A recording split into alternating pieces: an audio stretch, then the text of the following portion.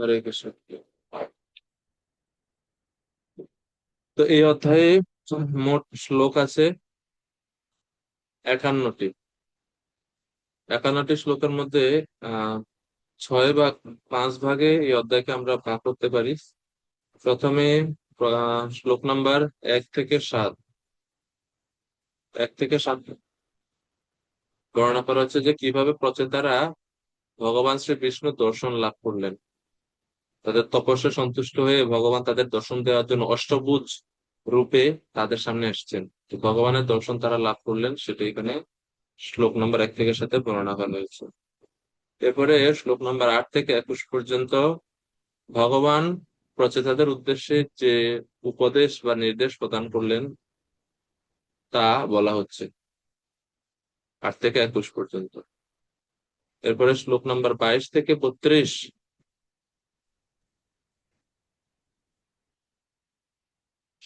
এই শ্লোকগুলোতে বর্ণনা করা হচ্ছে কিভাবে প্রচেতারা ভগবানের উদ্দেশ্যে প্রার্থনা নিবেদন করেছে, প্রণাম নিবেদন করছেন এবং প্রার্থনা নিবেদন করছেন ভগবানের উদ্দেশ্যে। তা 22 থেকে 32 নম্বর শ্লোকে বর্ণনা করা হয়েছে। এরপরে শ্লোক নাম্বার 33 থেকে 42 তারা ভগবানের কাছে কিছু বর প্রার্থনা করেন। আগে তো ভগবানের স্তুতি প্রশংসা করেছেন, প্রার্থনা এখন বর প্রার্থনা করছেন। কি কি বর প্রার্থনা করছেন তারা 33 থেকে 42 নম্বর শ্লোকে তা বর্ণনা করা হয়েছে।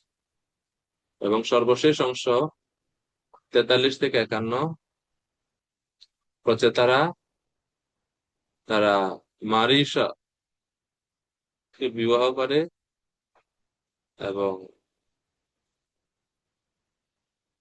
প্রচেতাদের বিবাহ বর্ণনা, তাদের সন্তান সন্ততি ভবিষ্যৎ কারা সন্তান সন্ততির রূপে জন্মগ্রহণ করে বংশানুক্রম শেষ অংশে বর্ণনা করা হয়েছে প্রচেতাদের। তো পূর্ববর্তী অধ্যায়ের সঙ্গে এই অধ্যায়ের লিঙ্ক হচ্ছে এটা যে 24 অধ্যায়ে মৈত্র ঋষি তিনি বর্ণনা শুরু করলেন প্রচেতাদের প্রাচীন বরিষ্ঠদের কাহিনী। প্রচেতাদের কাহিনী বলতে গিয়ে তিনি বলছেন যে প্রচেতারা তারা রুদ্রগীত শ্রবণ করেছিল শিবজির কাছ থেকে। এরপরে তাদের কথা নাই, তাদের পিতার কথার বর্ণনা শুরু হয়ে গেছে, প্রাচীন পরিষদের কথা বর্ণনা শুরু হয়ে গেছে। তো প্রাচীন পরিষদের মুক্তি হওয়ার পর এখন বিদুর তিনি আবার সেই প্রচেতারা যারা তপস্যা করতে গেছে তাদের পরবর্তীতে কি হলো তা তিনি তার মানে সেই বিদুরজির মনে আবার তাদের কথা মনে পড়ছে। আরে আপনি তো প্রাচীন পরিষদের কথা বর্ণনা করলেন সুন্দরভাবে, প্রচেতারা যারা তপস্যা করতে গেছিলেন তাদের কি হলো পরবর্তী? তারা রুদ্রগীত শ্রবণ করেছে শিবজির কাছ থেকে। বাদ বাকি যে কথা সেটা এখানে বর্ণনা করা হয়েছে।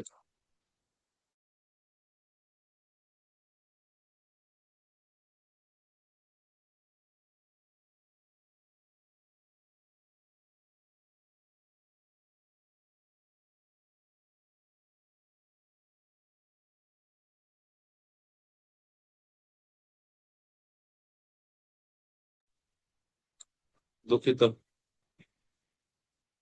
তো বিদুরজি প্রশ্ন করছেন, বিদুর বাচা ये त्वया विहिता ब्रह्मन् सुता प्राचीन बर्हिषाः ते रुद्रगीतेन हरिं सिद्धिं ते रुद्रगीतेन हरिं सिद्धिमापो प्रत्यूषकाम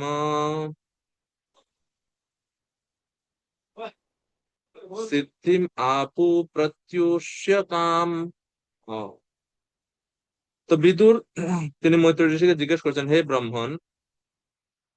ব্রাহ্মণ, পূর্বে আপনি প্রাচীন বর্হির পুত্রদের কথা বর্ণনা করে বলেছিলেন যে তারা রুদ্রগীত নামক স্তোত্রের দ্বারা পরমেশ্বর ভগবানের সন্তুষ্টি বিধান করেছিলেন। এভাবে তারা কি লাভ করেছিলেন, পরে কি হয়েছিল তাদের,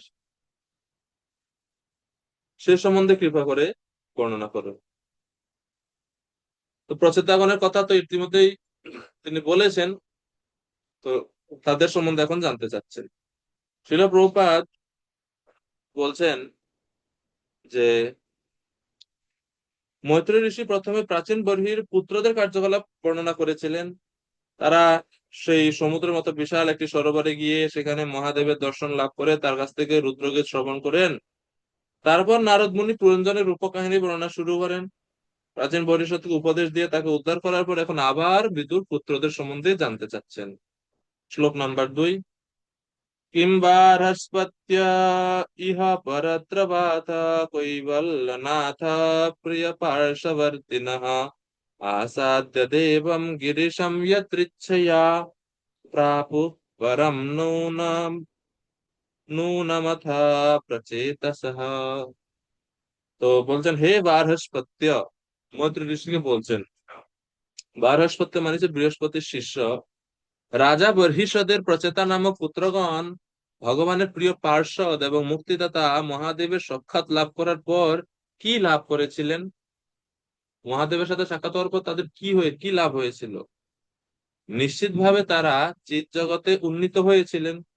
কিন্তু তাছাড়া এই জড় জগতে এই জীবনে অথবা পরবর্তী জীবনে তারা কি কি ফল লাভ করেছিলেন সেই সম্বন্ধে কৃপা করে বলুন। ইহ পরত্র বা, এই জগতে মানে যে ইহ, পরজন্মে মানে যে পরত্র। প্রভুপাদ বলছেন, সর্বপ্রকার জড় সুখ এই জীবনে অথবা পরবর্তী জীবনে এই লোকে অথবা অন্য লোকে লাভ করা যায়। জীব এই ব্রহ্মাণ্ডে অনেক জনিতে এবং অনেক লোকে ভ্রমণ করছে। জীবনকালে প্রাপ্ত সুখ ও দুঃখকে ইহ বলা হয় এবং পরবর্তী জীবনে সুখ দুঃখকে বলা হয় পরত্র। তো তারা এই জীবনে এবং পরের জীবনে, ইহ জীবনে তারা কি কি সুযোগ সুবিধা লাভ করেছে। তো প্রভুপাদ বলছেন, যদিও ভক্তরা জড় সুখ ভোগ করতে চান, কিন্তু ভক্তরা কখনো জড় সুখ ভোগের ইচ্ছা করে থাকে না। তারা সুখ চায় না আপনা থেকেই, বা আহ ভগবানের কৃপাতে তারা এমনিতেই সেটা পেয়ে থাকেন। ভক্তরা কখনো সেটা ইচ্ছা করেন না।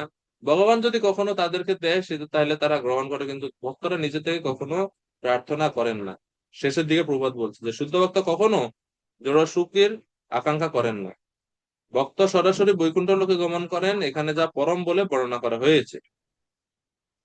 তো যখন এই দুইটি শ্লোকে প্রশ্ন করলেন বিদুরজি, এখন মৈত্রেয় ঋষি তিনি উত্তর দেওয়া শুরু করলেন। মৈত্রেয় উবাচ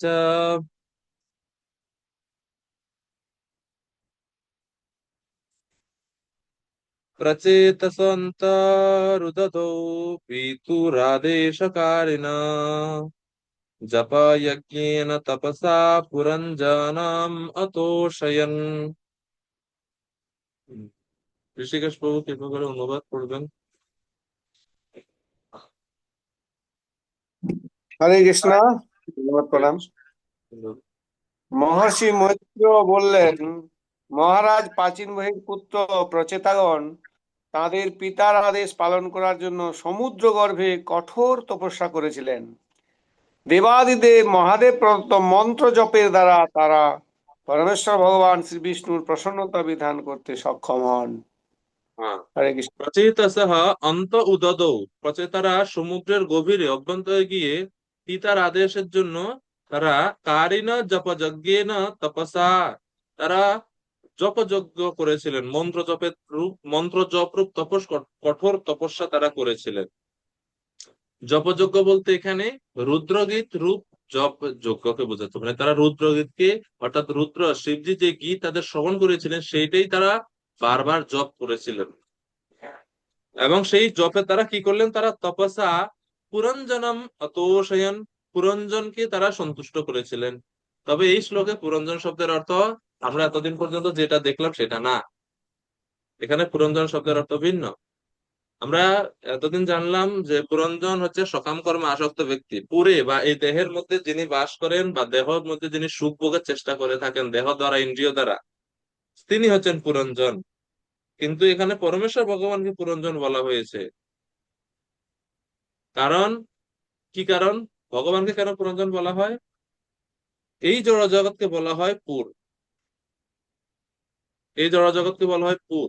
এই পুরের বা জড় জগতের সৃষ্টি করেছেন ভগবান, এবং সৃষ্টি করে তিনি এই জড় জগতের মধ্যে প্রবেশ করেছেন। অন্ডান্তরস্ত পরমাণুচয়ান্তরস্তম গোবিন্দম আদি পুরুষম তমহম বদ। যেহেতু ভগবান এই পুর বা এই জড় জগতের সৃষ্টিকর্তা এবং সৃষ্টি করে তিনি আবার নিজে এই জগতের মধ্যে প্রবেশও করেছেন, প্রতিটি অনুপরমাণুতে তিনি প্রবেশ করেন। তাই জীব এবং ভগবান উভয়কেই পুরঞ্জন বলা হয়ে থাকে। তবে জীব এবং ভগবান উভয় পুরঞ্জন হলেও পার্থক্য হচ্ছে জীব পুরঞ্জন, পরম পুরঞ্জন ভগবান পুরঞ্জনের নিয়ন্ত্রণ অধীন। যেরকম উপনিষদে বলা হচ্ছে যে নিত্য নিত্যানাম, জীবেরা নিত্য, ভগবানও নিত্য, কিন্তু ভগবান হচ্ছেন পরম নিত্য, এবং সেই নিত্যের অধীনে আমরা সমস্ত নিত্যরা। তো এই জন্য ভগবানকে পুরঞ্জন বলে বর্ণনা করা হচ্ছে। পুরঞ্জন, ভগবান পুরঞ্জনকে তিনি সন্তুষ্ট করেছিলেন রুদ্রগীত জপের দ্বারাতে। আর ভগবানের সন্তুষ্টি বা প্রসন্নতা বিধানিত হচ্ছে ভক্তি। প্রভুপাদ বলছেন রুদ্র বা শিব হচ্ছে রুদ্র সম্প্রদায় নামক বৈষ্ণব সম্প্রদায়ের মূল আচার্য। রুদ্রগীতনের শব্দটি ইঙ্গিত করে যে রুদ্র সম্প্রদায়ের প্রচেতারা পারমার্থিক সাফল্য লাভ করেছিল। আর আরেকটা গুরুত্বপূর্ণ বিষয় প্রভুপাদ এখানে ব্যাখ্যা করছেন যে দেবাদিদেব মহাদেব প্রদত্ত মন্ত্র জপের দ্বারা তারা ভগবানের সন্তুষ্টি বিধান করতে সক্ষম হয়। তারা নিজেরা কোনো মন্ত্র তৈরি করেনি মন গড়া, তারা শুদ্ধ ভক্তদের বা মহাদেব বা শিবজি কর্তৃক যে রচিত মন্ত্র স্তুতি সেটাই তারা বারবার পুনরাবৃত্তি করছে, এবং এটা ইঙ্গিত করে মহাজনদের পদাঙ্ক অনুসরণ করা। মহাজন ইয়েন গতঃ স পন্থা, মহাজনদের পদাঙ্ক অনুসরণ করলেই অতি শীঘ্রই আমরা ভগবানের সন্তুষ্টি বিধান করতে পারি, তার প্রমাণ এখানে প্রচেতারা রাখছেন। নিজেরা স্তুতি নিবেদন না করে শিব যা তাদেরকে যে শিখিয়েছেন সেটাই তারা পুনরাবৃত্তি করছেন। শুদ্ধ ভক্ত, প্রভুপাদ গুরুত্বপূর্ণ শিক্ষা দিচ্ছেন এখানে চিন্তামণি শ্লোকের নিচে। প্রভুপাদ বলছেন শুদ্ধ ভক্ত কখনো সরাসরি ভাবে ভগবানের কাছে যাওয়ার প্রয়াস করেন না। ভগবানের আরাধনার সবচেয়ে গুরুত্বপূর্ণ বিধি হচ্ছে ভক্ত পরম্পরার মাধ্যমে তার সঙ্গে সংযোগ স্থাপন করা।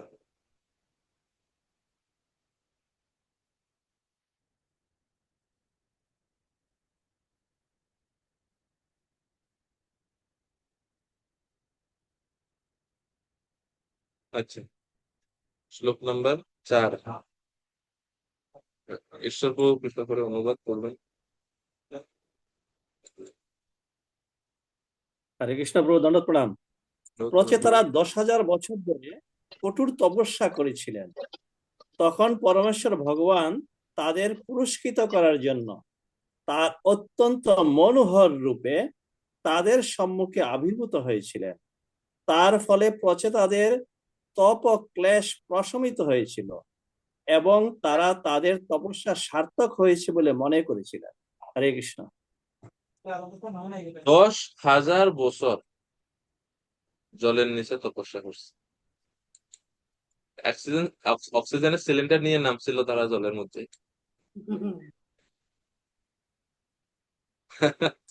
10,000 বছর নিঃশ্বাস না নিয়ে থাকছে কেমনে? এটাই তপস্যার প্রভাব, তপস্যার শক্তি। যেন প্রভাত বলছে 10,000 বছর ধরে কঠোর তপস্যা করা সহজ না। 2 ঘন্টা বসে 16 মালা এক জায়গায় পিঠ সোজা করে বসে থাকতে অবস্থা খারাপ, 10 মিনিট পরে পিঠ ব্যথা শুরু হয়ে যায়, 1 ঘন্টা পরে কোমরে ব্যথা শুরু হয়ে যায়, হাঁটু ব্যথা শুরু হয়ে যায়, কত সমস্যা। 10,000 বছর, তাও জলের নিচে, মোটামুটি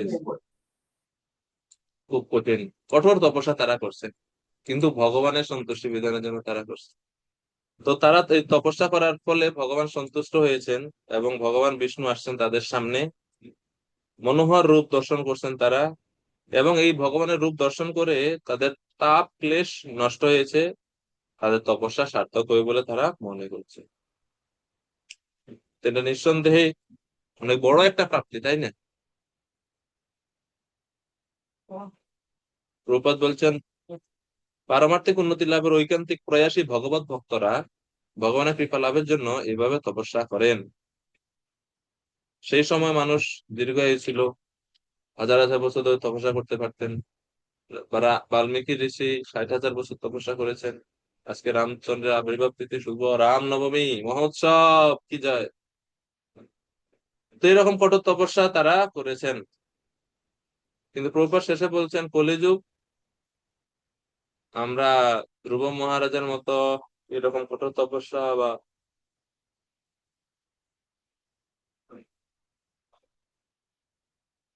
এই ঋষিদের মতো প্রচেতাদের মতো তো কঠোর তপস্যা আমরা করতে পারবো না। তবে আমাদের কলিযুগের জন্য একমাত্র কর্তব্য হচ্ছে যে ভগবানের নাম জপ করা। হরে কৃষ্ণ কৃষ্ণ কৃষ্ণ হরে হরে, হরে রাম রাম রাম। এই মহামন্ত্রতে রুচি নাই, তারপরে রুচি আনার চেষ্টা করা উচিত, জপ করা উচিত এবং ভগবানের নাম গ্রহণ করা উচিত। তো যখন ভগবানকে তারা দেখতে পেলেন যে ভগবান আসছেন, তো ভগবানের রূপের বর্ণনা এখন শুরু হচ্ছে শ্লোক নাম্বার 5 থেকে। 5, 6, 7 এই 3টে শ্লোকে ভগবানের রূপের বর্ণনা দেওয়া হয়েছে। ভগবানের রূপটা কত সুন্দর ছিল যখন প্রচারকদের সামনে ভগবান আসছেন। 5, 6, 7 ভবানন্দ প্রভু কিভাবে করে আপনি 3টে শ্লোকের অনুবাদ একটু করবেন? 5, 6, 7। হরে কৃষ্ণ, দণ্ডবত প্রণাম সকল ভক্তবৃন্দের চরণে। পরমেশ্বর ভগবান তখন গরুড়ের স্কন্ধে আরোহণ করে সুমেরু শিখর লগ্ন মেঘের মতো শোভা পাচ্ছিলেন। ভগবানের দিব্য শরীর অত্যন্ত মনোহর পীত বসনে আচ্ছাদিত ছিল এবং তার গলদেশ কৌস্তব মণির দ্বারা সুশোভিত ছিল। তার দেহ নির্গত রশ্মিচ্ছটা ব্রহ্মাণ্ডের সমস্ত অন্ধকার দূর করেছিল। 6 নম্বর শ্লোকের অনুবাদ। ভগবানের মুখমণ্ডল অত্যন্ত সুন্দর, তার মস্তক অতি উজ্জ্বল মুকুট এবং স্বর্ণ অলংকারে বিভূষিত ছিল। তার মুকুটটি উজ্জ্বল জ্যোতি বিস্তার করছিল এবং অত্যন্ত সুন্দরভাবে তার মস্তকে শোভা পাচ্ছিল। তার 8 হাতে 8 প্রকার অস্ত্র, তিনি দেববৃন্দ, মুনিগণ এবং অনন্য পার্শ্বদের দ্বারা পরিবৃত ছিলেন। তারা সকলেই তার সেবায় রত ছিলেন। ভগবানের বাহন গরুড় তার পক্ষধ্বনির দ্বারা বৈদিক মন্ত্র উচ্চারণ করে ভগবানের মহিমা কীর্তন করছিলেন।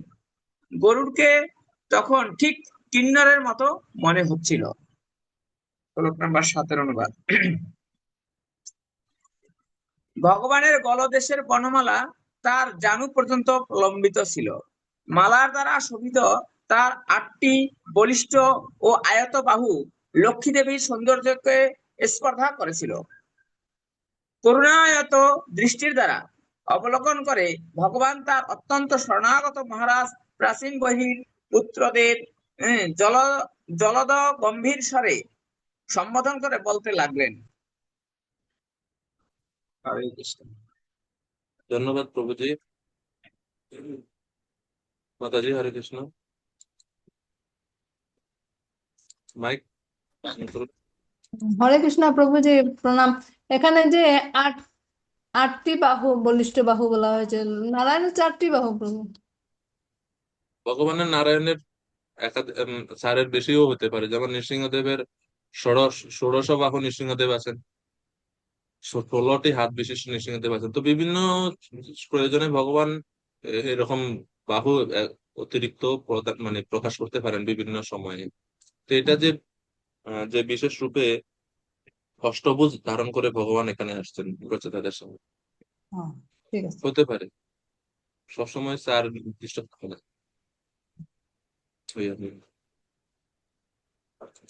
তো 5, 6, 7 এই 3টি শ্লোকে প্রচেতারা কিভাবে ভগবানকে দর্শন করছেন তার বর্ণনা এখানে দেওয়া হচ্ছে। ভগবান গরুর স্কন্ধে আরোহণ করে সেখানে এসেছিলেন। ভগবানের গলদেশে কৌস্তব মণি, রশ্মিচ্ছটা অন্ধকার দূরীভূত হয়ে গেল। এবং 6 নম্বর শ্লোকে বলা হচ্ছে যে তিনি 8 হাতে 8 প্রকার অস্ত্র নিয়ে আসছেন। তো তাদের 8 হাতে 8টি অস্ত্র হচ্ছে ভগবানের 8 হাতে 8টি অস্ত্র হচ্ছে শঙ্খ, চক্র, গদা, পদ্ম, শৃঙ্গ, স্বর,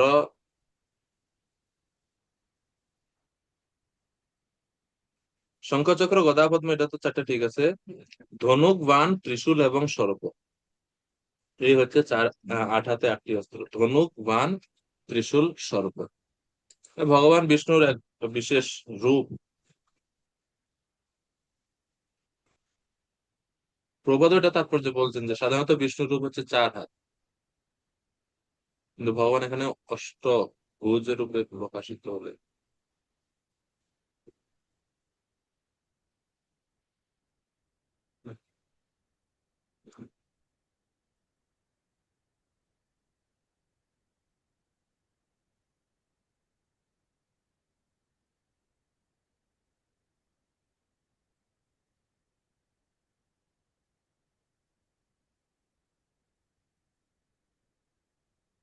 7 নম্বর শ্লোক। আর ভগবানের গলার যে মালা, বনমালা গলদেশে থেকে শুরু করে ঝানু পর্যন্ত প্রলম্বিত, এবং মালার দ্বারা শোভিত তার 8টি বলিষ্ঠ আয়ত বাহু লক্ষ্মী দেবীর সৌন্দর্যকে স্পর্শ করছিল। করুণায়ত দৃষ্টির দ্বারা অবলোকন ভগবান তার অত্যন্ত শরণাগত মহারাজ প্রাচীন বরহির পুত্রদের জলদ গম্ভীর স্বরে সম্বোধন করে বলতে লাগলেন। তো ভগবানের অতুলনীয় সৌন্দর্যের কথা বর্ণনা করে বলছেন যে ভগবান তখন কি বললেন প্রাচীন বরহির পুত্রদের কাছে, জলদ গম্ভীর স্বরে, গম্ভীর বিষয়, গম্ভীরতার সহিত। শ্লোক নাম্বার 7 বলছে,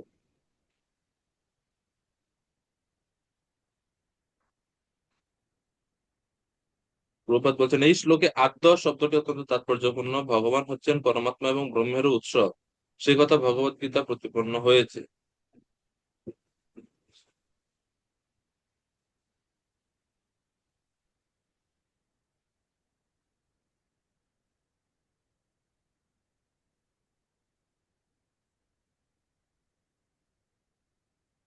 আর ভগবান হচ্ছেন সবকিছুর আদি কারণ। ব্রহ্মসংহিতার শ্লোক উদ্ধৃতি করে প্রভুপাদ বলছেন তিনি হচ্ছেন পরমতত্ত্ব আদি কারণ, আদ্য শব্দটা।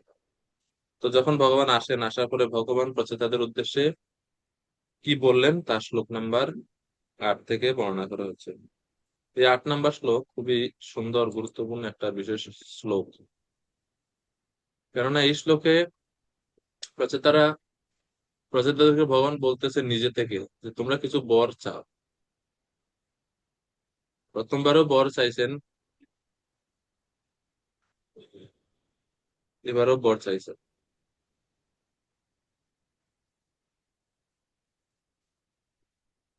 শ্রী তো ভগবান বলছেন যে বর চাও কিছু। কেন?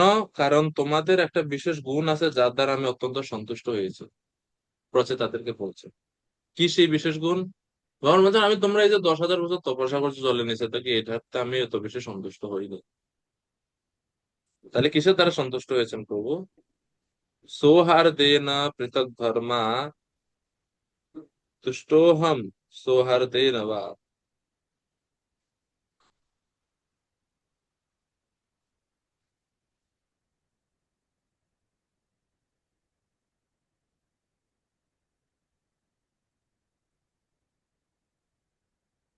वरं वृणीध्यां भद्रं वो यूयं मे नृपनन्दनाः सौहार्देन पृथक् धर्मा तुष्टः अहं सौहृदेन वः।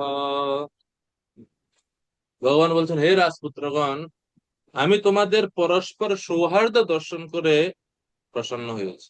তোমরা যে প্রচেতারা একসাথে আছো, তোমাদের পরস্পর সহযোগিতা দেখে আমি অত্যন্ত সন্তুষ্ট হয়েছি। তোমাদের সৌহার্দ্য দর্শন করে আমি এত প্রসন্ন হয়েছি যে আমি তোমাদের সর্বাঙ্গীন কল্যাণ। কল্যাণ কামনা করি।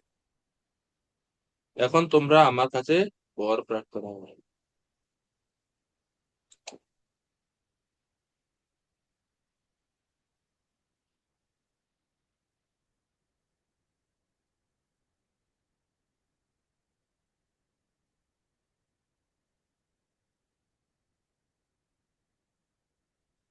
শিল প্রভুপাদ তাৎপর্য প্রথম দিয়ে বলছেন যেহেতু রাজা প্রাচীন বর্হিষ্যদের পুত্ররা সকলেই কৃষ্ণ ভাবনায় ঐক্যবদ্ধ ছিলেন, তাই ভগবান তাদের প্রতি অত্যন্ত প্রসন্ন হয়েছিল।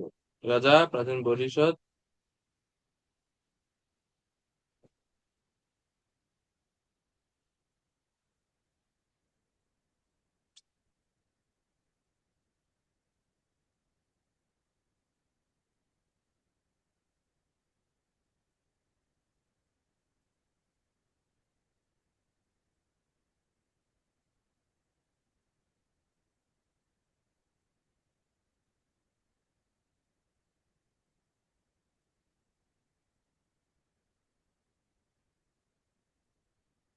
এই শ্লোকের তাৎপর্য, 8 নম্বর শ্লোকের তাৎপর্য প্রভুপাদ সৌহার্দ্য বা পরস্পর সহযোগিতা সম্বন্ধে গুরুত্ব আরোপ করছেন যে ভগবানের প্রসন্নতা বিধানের জন্য অথবা ভগবানের সেবা করার জন্য জীবাত্মারা একাত্ম হয়।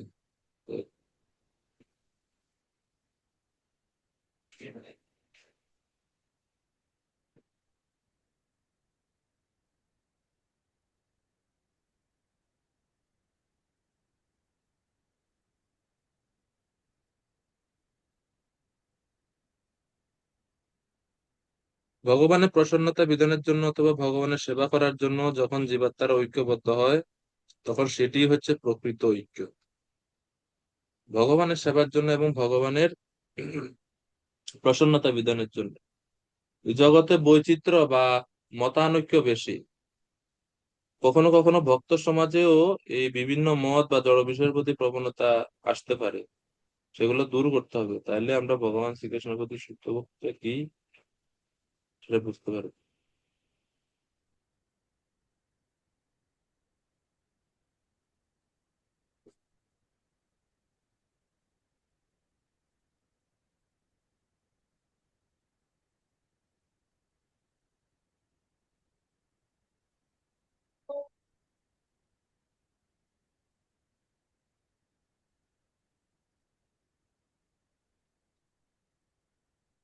ভগবান এরপরে 9 নম্বর শ্লোক থেকে বলছেন যে তারা যে ভগবানের কাছে স্তুতি নিবেদন করেছেন, সেই স্তুতি ভবিষ্যতে যদি কেউ শ্রবণ করে এবং ভবিষ্যতে কেউ যদি প্রচেতাদের কথা শ্রবণ করে, তাহলে তারা কি কি ফল লাভ করবে।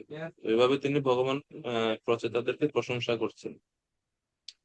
শ্লোক 9, ভগবান বললেন, যারা প্রতিদিন সকালে তোমাদের স্মরণ করবে, তারা তারা তাদের ভ্রাতাদের প্রতি এবং সমস্ত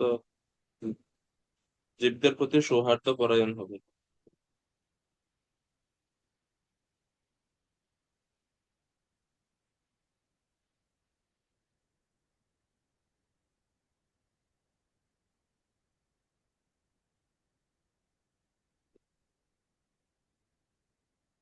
যেহেতু প্রচেতারা ছিলেন সৌহার্দ্যপূর্ণ, এই জন্য তাদের কথা আমরা যদি শ্রবণ করি, তাহলে আমাদের হৃদয় সৌহার্দ্য পরিপূর্ণ হবে।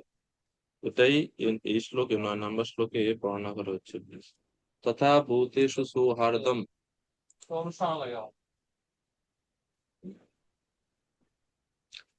আমরা যেরকম সঙ্গ করি সেরকম গুণ আমরা লাভ করি। প্রচেতাদের যেহেতু সৌহার্দ্যপূর্ণ আচরণ ছিল, বন্ধুত্বপূর্ণ আচরণ ছিল, কোঅপারেশন ছিল, সেরূপ আচরণ করার ফলে আমরাও ভগবানের তাদের মতোই গুণ আমরা লাভ করতে পারি।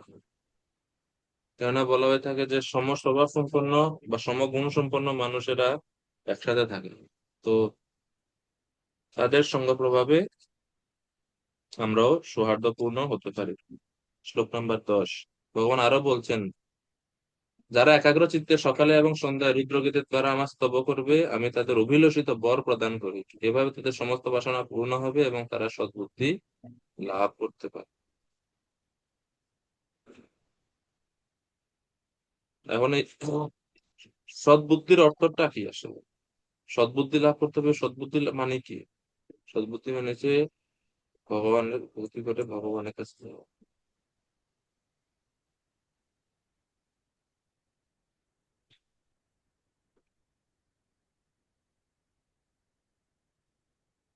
সদ্বুদ্ধির অর্থ ভগবতমে ফিরে যাওয়া। বুদ্ধি বুদ্ধিমতাম অস্মি তেজ তেজস্বিনামহম, ভগবান বলেন গীতার মধ্যে। তো আমরা যদি আচার্যদের অনুসরণ করি, তাহলে আমরা তারা যা প্রাপ্ত হয়েছেন আমরাও তা প্রাপ্ত হতে পারি। এই জন্য ভক্তিতে মহাজন পদাঙ্ক অনুসরণ করাটা খুবই গুরুত্বপূর্ণ। সাধু সঙ্গ শতবারে, শতবারে মানে হচ্ছে সৎ ব্যক্তিদের অনুসরণ করা বা সেবা করা। শিবজির ইষ্টদেব সংকর্ষণ বলা হয়ে থাকে না, সংকর্ষণের আরাধনা করেন, তো কিন্তু আবার তো রামচন্দ্রের নাম আমরা শুনে থাকি, তো পঞ্চমুখী তিনি রাম নাম এই জপ প্রভু করেন। এই এই জায়গাটা এইটাই আর কি বলতে চাইছো, যদি কৃপা করে একটুখানি বলেন। শিবজির ইষ্টদেব শঙ্কর্ষণকেও রাম বলা হয়, তো তাহলে সেটা কি মানে?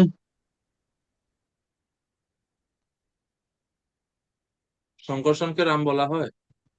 হ্যাঁ, রাম বলে নিত্যানন্দ রাম, শঙ্কর্ষণকেও সেই জন্য, শঙ্কর্ষণকেও সেই দিক দিয়ে রাম বলা যায়। তবে আহ, যেটা আমি তো শুনেছি, মানে আহ, ভগবান সরাসরি রামচন্দ্র পঞ্চমুখে রাম নাম করে ত্রিপুরারি, ওটা তো শ্লোকে আমরা শুনি। তিনি 5 মুখে রাম নাম জপ করেন। সেই রাম নামটা কি শঙ্কর্ষণ জি কি না, সে ব্যাপারে আমি আসলে অতটুকু নিশ্চিত না। প্রভু ওই যে শিবজি পার্বতী দেব কি বলছেন না, যে রাম রামেতি রামেতি রমে রামে মনোরমে সহস্র নাম সহস্র নাম তৎতুল্যম রাম নাম রাম বরাননে। রাম তাহলে ওখানে রাম বলতে নিশ্চয়ই খবর রামচন্দ্র নিশ্চয়ই নয়, কারণ রামচন্দ্র বিষ্ণুর অর্ধেক শক্তি নিয়ে এসেছিলেন। তাহলে রামের নামের চাইতে একটা রাম নাম 1000 বিষ্ণুর নামের চাইতে শক্তিশালী, বা 1000 বিষ্ণু নামের সমান। তাহলে এখানে রাম বলতে ওইটাই বলতে চাইছি প্রভু, এটা কি তাহলে সংকর্ষণ কি হবে না? না, আমি জিজ্ঞেস করে দেখতে হবে আমার স্যারদেরকে, জানি না এ ব্যাপারে কোনো মন্তব্য। আমি আটকে গেলে আমার স্যারকে জিজ্ঞেস করি, তো স্যারকে জিজ্ঞেস করতে হবে। ঠিক আছে, ধন্যবাদ। জিজ্ঞেস করে যদি প্রভু কিছু বলেন তা জিজ্ঞেস করবো আপনাকে।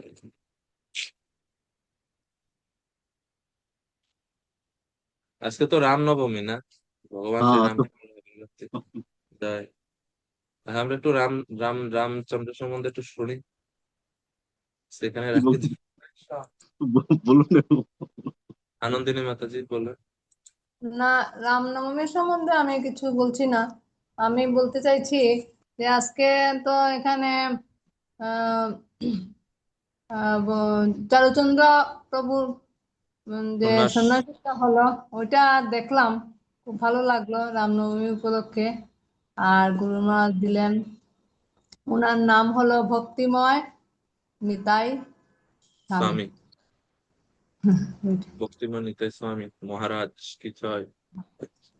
তো চারুচন্দ্র প্রভু আমাদের বাংলাদেশের ইসকনের আহ সভাপতি, সহসভাপতি। তিনি মানে বাংলাদেশের ইসকনের ম্যানেজমেন্টের প্রধান। এবং আমাদের যে ঢাকা যে মন্দির আছে, যেটা হচ্ছে রাজধানীর মন্দির, বড় মন্দির, ওই মন্দিরের তিনি হচ্ছেন অধ্যক্ষ। এবং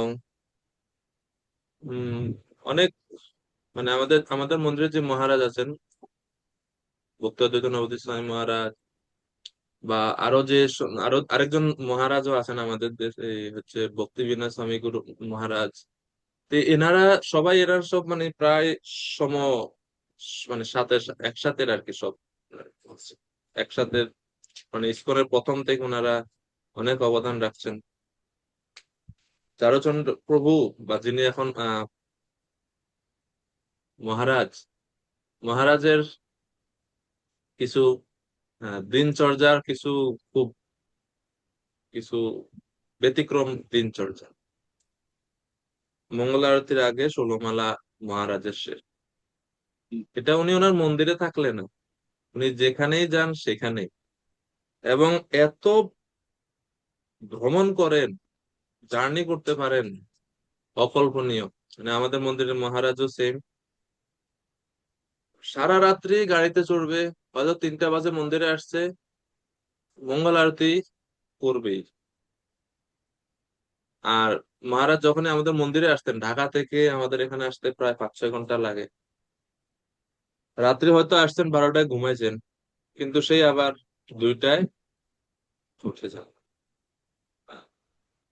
মানে মঙ্গল আরতির আগে মানে জব শেষ করবেনই। আরেকটা হচ্ছে মহারাজ যে মন্দিরে যায়, যেখানেই যায়, সেখানে মঙ্গল আরতিতে তিনি আরতি করেন ভগবান। এটার একটা বিশেষ।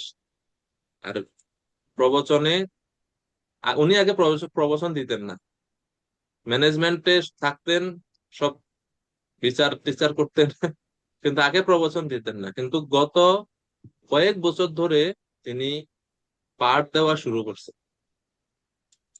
সবাই ভাবতো যে ইনি পাঠ দিতে পারে না, উনি পাঠ দিতে পারে না, কিন্তু যখন শুরু করছেন পাঠ দেওয়া, 1 ঘন্টায় উনার পাঠ শেষ হয় না কখন। আর ওনার পাঠের মধ্যে বেশিরভাগ সময়ই ভগবানের নামের মাহাত্ম্য তিনি বর্ণনা করে থাকেন। মোটামুটি পুরো পাঠের মধ্যে 10-15 বার হরে কৃষ্ণ মহামন্ত্র সবাইকে বলাবে মহারাজের। আহ, আরো অনেক মহিমা আছে। তো সংক্ষিপ্ত ভাবে আমরা অনেক আনন্দিত যে আমাদের দেশে সন্ন্যাসীর সংখ্যা বাড়ছে। এ পর্যন্ত 4 জন হলো মহারাজ সহ। হুম, খুব ভালো। 4 জন। যাই হোক, তো কি করবো, ভাগবতম পড়বো না রাম সম্বন্ধে বলবো? রাম সম্বন্ধে বলুন। যেহেতু আজকে রামনবমীতে একটু শুনি, আমি অত বেশি জানি না ভগবান শ্রী রামচন্দ্রের লীলা সম্বন্ধে। আমি সংক্ষিপ্ত কিছু আজকেই সকাল থেকে একটু পড়লাম, তো সেটাই আপনাদের সঙ্গে একটু শেয়ার করার চেষ্টা করি বা বলার চেষ্টা করি। ভগবান শ্রী রামচন্দ্র অযোধ্যা নামক নগরীতে আবির্ভূত হয়েছেন। অযোধ্যা শব্দের অর্থ হচ্ছে এমন একটা পুরী যেটাকে যুদ্ধ করে জয় করা যায়। অজেয় পুরী, অজেয় স্থান, যুদ্ধ করে যেটাকে জয় করা যায় না, এটাকে বলা হচ্ছে অযোধ্যা, আনকনকুয়ারেবল। এখন যুদ্ধ দুই ধরনের হতে পারে, ইন্টারনাল এবং এক্সটার্নাল। বাইরের শত্রুরা এই রাজ্যকে কখনো পরাজিত করতে পারে না। বাইরের শত্রুরা কারা? এই পুরী, অযোধ্যা পুরী এত শক্ত, এত শক্তিশালী এবং এত মজবুত যে এক্সটার্নাল এনিমিজ আক্রমণ করতে পারেনি। তো অযোধ্যাকে এখানে একজন সাধকের মনের সঙ্গে তুলনা করা হচ্ছে। ভগবান শ্রী রামচন্দ্র সেই স্থানে নিজে আবির্ভূত হন, যে স্থানটা কাম, ক্রোধ, লোভ, মোহ, মদ, মাৎসর্য আদি শত্রুদের দ্বারা কখনো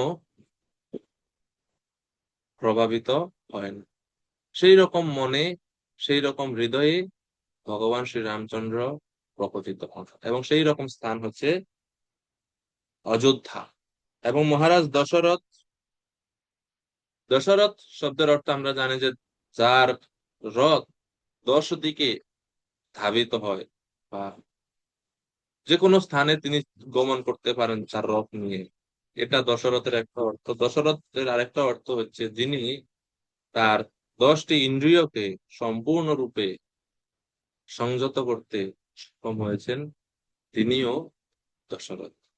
এবং যেহেতু তিনি তার সমস্ত ইন্দ্রিয়কে সংযত করেছেন, তার পুরী অযোধ্যা অর্থাৎ কাম, ক্রোধ আদির শত্রুগণ সেই পুরীতে আক্রমণ করতে পারে না। সেই রকম নির্মল শান্ত হৃদয়ে এবং স্থানে ভগবান রামচন্দ্র আবির্ভূত হন। এই অযোধ্যাপুরী 12 যোজন লম্বা, 3 যোজন প্রস্থ, সেই পুরীতে ভগবান শ্রী রামচন্দ্র আবির্ভূত হন। তো পুরীর অনেক সমৃদ্ধি, পুরীটা কত বিশাল বা কত কি কি মহিমা সেটা আছে, আমরা আর দিকে যাই না। জাস্ট একটা একটা একটা জাস্ট ইনসিডেন্ট বললি যে দশরথ মহারাজের এই যে অযোধ্যাপুরী এত সমৃদ্ধ ছিল যে কোনো অভাব ছিল না। 20 মিলিয়ন প্রাসাদ, 20 মিলিয়ন প্রাসাদ সে অযোধ্যাপুরীতে ছিল। প্রত্যেকটা প্রাসাদ হীরা, জহরত, চন্দ্রকান্ত মণি দিয়ে তৈরি এবং চন্দ্রের মতো শুভ্র ছিল, উজ্জ্বল ছিল। এত ঐশ্বর্য এই অযোধ্যাপুরীতে। এবং অতিবৃষ্টি অনাবৃষ্টি অনুভব করতে পারতো না কেউ অযোধ্যায়।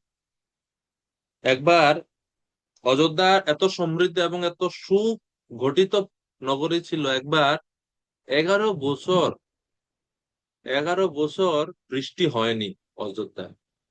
কিন্তু প্রজারা কেউ এটা অনুভব করতে পারেনি যে 11 বছর যে বৃষ্টি হয় না। কেন? কারণ অযোধ্যা নগরীর জলের ব্যবস্থাটা ছিল নদীমাতৃক, দেবমাতৃক নয়। তো দুই ধরনের জল সঞ্চয়ের ব্যবস্থা আছে, দেবমাত্রক আর হচ্ছে নদীমাত্রক। দেবমাত্রক মানে হচ্ছে বৃষ্টির উপর নির্ভর করে বসে থাকা, বৃষ্টি হলে জল পাবো, নইলে নাই। দেবতাদের উপর নির্ভর করে। আর নদীমাতৃক হচ্ছে জলকে সঞ্চয় করে রাখা। এবং দশরথ মহারাজ দূরদৃষ্টি সম্পন্ন একজন লিডার ছিলেন। তার রাজ্যের প্রজাদের জন্য কোনো অসুবিধা না হয় সেই জন্য তিনি এমন ভাবে জলকে স্টোর করে রাখছেন যে 11 বছর বৃষ্টি হয়নি, কিন্তু প্রজারা কোনো জলের অভাব অনুভব করেনি। 12তম বছরে গিয়ে সবাই চিন্তা করতেছে, আরে বৃষ্টি তো হচ্ছে না। এখন ওনাদের চিন্তা, সবার কথা যখন এরকম সবার মধ্যে গুনগুন শুরু হয়েছে যে বৃষ্টি হচ্ছে না, জলের অভাব দেখা দিছে কিছু কিছু, তখন সেই কথা দশরথ মহারাজার কানে পৌঁছায় এবং তিনি সাথে সাথে খুঁজতে শুরু করেন যে কেন বৃষ্টি হচ্ছে না, এই খরার কারণ কি। যখন খরার কারণ কি জানতে চান, খোঁজ নিয়ে দেখলেন শনি গ্রহ তির্যক দৃষ্টিতে ওনার রাজ্যের দিকে দৃষ্টিপাত করছে। আর শনির ক্রোধের কারণে 11 বছর ধরে বৃষ্টি হচ্ছে না। দশরথ মহারাজ চিন্তা করলেন, আমি হচ্ছি রাজা এবং আমার দায়িত্ব প্রজাদের সুখ বিধানের জন্য সবকিছু করা, আমি প্রজাদের সেবক। এই চিন্তা করে তিনি ইমিডিয়েটলি তার রথ নিয়ে শনির উদ্দেশ্যে শনি গ্রহের দিকে যাত্রা শুরু করছেন। শনি গ্রহের ঠিক কাছাকাছি যখন দশরথ মহারাজ পৌঁছান, শনিদেব যখন দেখলেন যে দশরথ আসতেছে, শনিদেব ক্রোধের সহিত দশরথ মহারাজের দিকে তাকান। আর শনির দৃষ্টি মাত্রই দশরথ মহারাজ তার রথ ঘোড়া সহ পড়ে যায় সেখান থেকে। পড়তে পড়তে চিৎকার করতেছে, বাঁচাও বাঁচাও বলে। ঠিক ওই সময় ওই পাশ দিয়ে উড়ে যাচ্ছিলেন জটায়ু মহারাজ। যখন তিনি দশরথ মহারাজের চিৎকার শুনলেন, তিনি চিন্তা করলেন উড়ে যাচ্ছে, তাকে রক্ষা করা উচিত। তখন জটায়ু গিয়ে তার ডানা মেলে দিলেন এবং সেই ডানার উপরে দশরথ মহারাজ তার রথ ঘোড়া সবকিছু সহ সে ডানার উপরে পড়লেন। জটায়ুর আকৃতি সম্বন্ধে বলা হচ্ছে যে জটায়ু এত বিশাল আকৃতি যে দশরথ মহারাজ তার রথ তার ঘোড়া সবকিছু মিলে জটায়ুর পাখার একটা পালকের মধ্যে স্থান নিচ্ছে।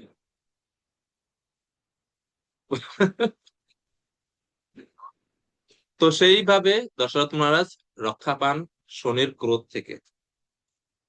এরপরে এই যে প্রাণে বাঁচালেন দশরথ মহারাজ, তিনি খুবই কৃতজ্ঞতা প্রকাশ করেন জটায়ুকে এবং বলেন যে আপনি আমাকে রক্ষা করলেন, কি বর চান বলুন। দশরথ মহারাজকে জটায়ু তখন বলল, আমার কোনো সন্তানাদি নাই, আপনার একটা ছেলে আমাকে দিয়ে। ওই সময় দশরথ মহারাজও নিঃসন্তান। চিন্তা করলেন ঠিক আছে দিব, এবং এটা বাস্তব হয়েছিল। শেষে জটায়ুর শেষ অন্ত্যেষ্টিক্রিয়া ভগবান শ্রী রামচন্দ্র এইভাবে। এখন এইদিকে শনিকে তো পরাজিত করতে পারেননি তিনি, তখন জটায়ুর সাহায্য নিয়ে জটায়ুর পাখার উপরে বসে আবার দশরথ মহারাজ গেছেন শনিকে পরাজিত করার জন্য, যে কেন বৃষ্টি হচ্ছে না জিজ্ঞেস করার জন্য গেছেন। শনি যখন দেখছেন বাপরে সাহস কম না, আবার আসছে। রাজা তার প্রজাদেরকে অনেক ভালোবাসেন নিশ্চয়ই, নাইলে তো প্রাণ বাজে রেখে কোনো সৈন্য নয় একা একা আসতেন না। দশরথ মহারাজের প্রজাদের এই চিন্তা দেখে শনিদেব সন্তুষ্ট হলেন এবং তিনি তার দৃষ্টি অযোধ্যা থেকে সরিয়ে নিলেন এবং সাথে সাথে প্রচুর পরিমাণে আবার বৃষ্টি হলো। এই হচ্ছে অযোধ্যার ঐশ্বর্য। সেই জন্য বলা হয় যে একজন নেতার 4টা জিনিস খুব দরকার: physical strength, intellectual strength, emotional strength, আর হচ্ছে স্পিরিচুয়াল স্ট্রেংথ। এই 4 ধরনের শক্তি একজন নেতার দরকার যোগ্য নেতৃত্বের জন্য: শারীরিক, বুদ্ধিবৃত্তিক, মানসিক এবং হচ্ছে আধ্যাত্মিক, যেটা দশরথ মহারাজের খুব পরিপূর্ণভাবে দশরথ মহারাজের কাছে ছিল। তো যাই হোক, আবির্ভাব সম্বন্ধে বলা হচ্ছে যে তো দীর্ঘদিন ধরে দশরথ মহারাজ নিঃসন্তান। ওনার মাত্র 353 জন রানী, কিন্তু সন্তানাদি নেই। আমরা বেশিরভাগ সময় শুনি যে দশরথ মহারাজের রানী তিনজন ওনারা প্রধান। ওনার টোটাল রানীর সংখ্যা হচ্ছে 353 জন রানী। তো তিনি তখন ঋষিদের কাছে ওনার ইচ্ছা জ্ঞাপন করেন। ঋষিরা বলছেন, ঠিক আছে মহারাজ, আপনার এই ইচ্ছা পূরণ হবে, আমরা আপনার জন্য প্রথমে অশ্বমেধ যজ্ঞ, তারপরে পুত্রকামেষ্টি যজ্ঞ করব।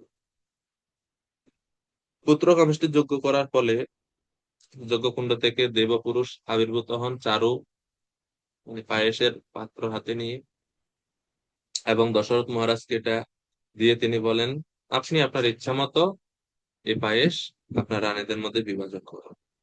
দশরথ মহারাজ 353 জন রানীর থেকে 3জনকে কোয়ালিফাইড বলে বিবেচনা করে 3জনকে তিনি নির্বাচন করলেন যে তাদেরকে আমি এই পায়েস দিব। এখন পায়েস ভাগ করবেন কিভাবে? রানী 3জন, এক বাটি পায়েস। তো ভাগ করার ক্ষেত্রে খুব সুন্দর শিক্ষা এখানে আছে। তিনি প্রথমে সেই পায়েসের পুরো এক বল পায়েস, এক বাটি পায়েস, তার অর্ধেক করছেন। অর্ধেক করে সেই অর্ধেকটা তিনি মাতা কৌশল্যাকে দিল। কৌশল্যা মাতা সেটা সেই পায়েস পাওয়ার সাথে সাথে পায়েস গ্রহণ করছেন, এবং গ্রহণ করার সময় তিনি এই প্রার্থনা নিয়ে গ্রহণ করছেন যে এমন এক সন্তান যেন আমি পাই, যিনি এই পৃথিবীর রাজা হবেন, এবং সুন্দরভাবে এই রঘুবংশের যে মনোভাব সেটা যেন তার মধ্যে পূর্ণভাবে থাকে, যে পৃথিবীর রাজা হতে পারে এবং মহান রাজা হতে পারে। এই ইচ্ছা, এই মনোভাব নিয়ে তিনি সেই পায়েস গ্রহণ করলেন, সাথে সাথে গ্রহণ করলেন। এখন দশরথ মহারাজের কাছে অর্ধেক বাটি আছে। সেই অর্ধেক বাটির অর্ধেক তিনি সুমিত্রাকে দিলেন, রানী সুমিত্রাকে দিলেন। সুমিত্রা দেবী সেই পায়েস হাতে পাইছেন ঠিকই, কিন্তু তিনি সেটা খাননি। সাথে সাথে হাতে নিয়ে তিনি প্রার্থনা করছেন। প্রার্থনামূলক মনোভাব নিয়ে তিনি হাতে পায়েস নিয়ে দাঁড়িয়ে আছেন। আর এদিকে দশরথ মহারাজের কাছে 4/1 আছে পায়েস। সেই 4/1 আবার হাফ করছেন, অর্ধেক করছেন। অর্ধেক করে সেই অর্ধেকের 1 ভাগ তিনি কৈকেয়ীকে দিছেন। কৈকেয়ী যখন পায়েস পাইছে, ওই যে কৌশল্যা মাতার অনুকরণ করে কৈকেয়ীও সেটা সাথে সাথে খেয়ে নিছে। এবং খাওয়ার সময় কৈকেয়ী প্রার্থনা করছে, আমার এমন একজন সন্তান আমি পাই যে অত্যন্ত মহিমান্বিত হয়। কিন্তু ওনার মনোভাবটা ছিল অনুকরণ প্রিয়, কৌশল্যাকে অনুকরণ করছে, এই মনোভাব ছিল যখন উনি পায়েস গ্রহণ। এখন দশরথ মহারাজের কাছে আরেকটু পায়েস রয়ে গেছে। সেই পায়েসটুকু তিনি আবার সুমিত্রাকে প্রদান করলেন, এবং সুমিত্রা মাতা তিনি ওই যে আগের অংশটুকু, এখন এই অংশটুকু, উভয় অংশ পাইছেন যখন, এরপরে তিনি সেই পায়েসটুকু গ্রহণ করেন, এবং এই মনোভাব নিয়ে গ্রহণ করেন যে আমি যেন এই দুইজনের আনুগত্যে থাকতে পারি এবং আনুগত্যে থেকে তাদের সেবা করতে পারে, তাদের সহযোগিতা করতে পারে। এই মনোভাব নিয়ে তিনি এটা গ্রহণ করলেন। এখন এখানে হচ্ছে শিক্ষাটা। প্রশ্ন হতে পারে, সুমিত্রা মাতা কেন খাননি প্রথমে? সুমিত্রা মাতা, যার আরেক নাম হচ্ছে শ্রীলেখা। শ্রী শব্দের অর্থ হচ্ছে ঐশ্বর্য বা ধন। উনার she was endowed with opulence, তিনি ঐশ্বর্যময় ছিলেন, কিন্তু এই ঐশ্বর্য স্বর্ণ গহনা নয়। ওনার যে ঐশ্বর্য ছিল, সেই ঐশ্বর্য হচ্ছে সার্ভিস অ্যাটিটিউড এন্ড কোঅপারেশন, সেবাবৃত্তি এবং পরস্পর সহযোগিতা মনোভাব। এটা হচ্ছে ওনার ঐশ্বর্য ছিল।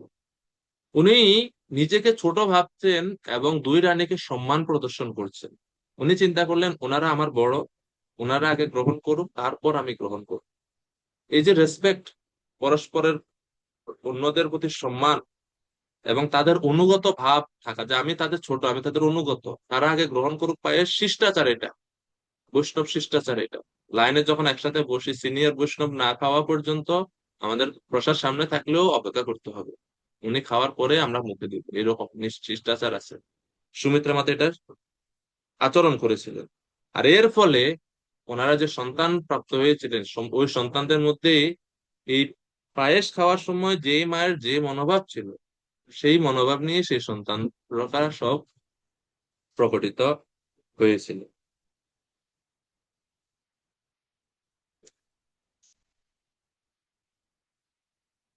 তো যখন এখন পায়েস পাওয়ার পরে সাথে সাথে সমস্ত রানী, এই তিনজন রানী, তাদের শারীরিক সৌন্দর্য অত্যন্ত উজ্জ্বল হয়ে ওঠে।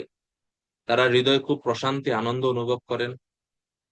এবং এর থেকে আমরা বুঝতে পারি যে এই তিনজন রানী, ওনারা যে সন্তান প্রসব করবেন, এটা কোনো জড়জাগতিক ব্যক্তিদের মতো বা সাধারণ যে নিয়ম যেরকম করে সেরকম না, এখানে ব্যতিক্রম নিয়ম। ওনারা পায়েস গ্রহণ করে ভগবানকে প্রাপ্ত হচ্ছে। দীর্ঘ 12 মাস ওনারা অন্তঃসত্ত্বা ছিলেন। 12 মাস পরে ভগবান রামচন্দ্র এবং ভরত, লক্ষ্মণ, শত্রুঘ্ন ওনারা আবির্ভূত হন।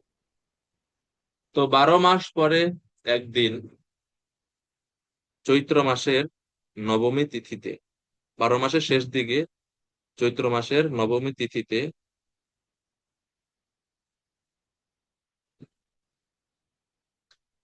পুনর্বসু নক্ষত্র যোগে ভগবান